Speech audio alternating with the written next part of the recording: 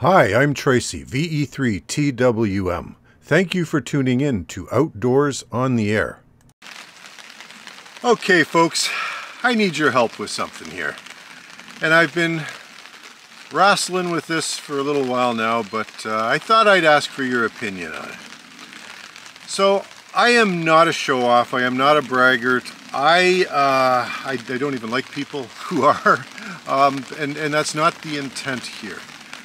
Some people would take a look at my collection of field radios and say, wow, that guy's excessive. And I kind of get that.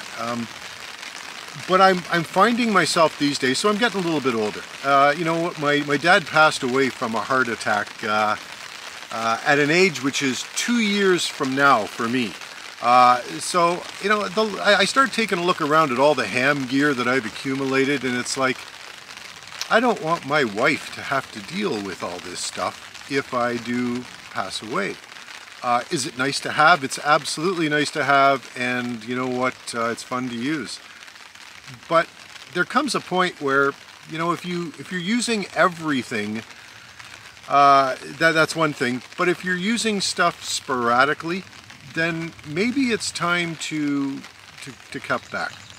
So here are my 4 portable rigs. I've got my FT-897, my FT-891, my SGC SG-2020, which is new to me, and my Yaesu FT-817D. And as you might imagine, some I use more than others. And so now I have to make a decision. I believe it's you know, it's probably an important decision to make. You know, should I get rid of one of these since I don't get, and there, I know there are some people that will say, well, keep them all, man. It's your pride and joy. It's something you love, and that is true. But I sort of think that, you know, maybe somebody else could be using this stuff. I'm not looking to sell and make boatloads of money. You know, of the 3 units here, the only one that I didn't buy on the used market and therefore couldn't sell for the same amount of money that I bought it for is the 891, which I bought new. So there's that. But I want to run down each of these rigs to give you my pros and cons for maybe getting rid of it or keeping it, and then you let me know what you think. Please let me know in the comments below. Love to hear your thoughts. There's an awful lot of smart people who watch my stuff, and boy, oh boy, do I ever learn a lot from you guys. So help me out with this as we sort of go from top to bottom here. Okay, so we'll start off with the 817ND. Now this is one that I said not too long ago that I would never sell again. And quite honestly, I'm actually going to remove it from the stack because this is my all-time favorite radio. There's nothing else that can compare with the range of experiences, very positive experiences, that I've had with it. It's small, it doesn't use much battery power, it's incredibly frequency agile, going from 160 meters up to 440 in all modes. Tough rig, state of the art, absolutely not. But do I know how to use it? Is it good enough for me? And hey, listen, my 60+ years old eyes aren't getting any better when it looks at appearing at that small screen, but you know what, I was using it last night and no issues. So I'm actually going to remove this one from the entire exercise. All right, my SG-2020. Now I'm out here at Field Day. I'm about to do a review video for the SG-2020. It's going to go through its paces today. I expect it to do pretty well based upon its feature set. But you know what? There's no emotional attachment. I'm getting rained on, by the way. I don't know if you can hear it in the background, but I'm sitting close enough to the screen that I'm actually getting wet as I'm recording this. But hey, you know what? I'm not a fair weather ham, I guess. So the SG-2020, nice rig, great DSP from what I experienced a few weeks ago when I did a POTA activation with it. Terrific battery life, on par with the 817. Rugged. You know, nice feature set. It's got the ability to utilize DSP narrow filtering, which seems to work pretty well.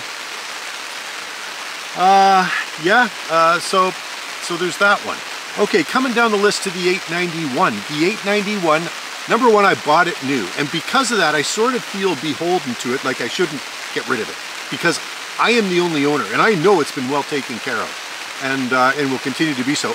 And because I bought it new, this means that I've invested more. I'm not going to be able to get my return on investment back that I will with the other rigs, because I bought the other rigs at a price I can sell them for. Good rig, you know what, good DSP, solid, like it a lot, favorite of many POTA operators, pretty good rig all around, you know, 100 watts, versatility if I need it, so there's that.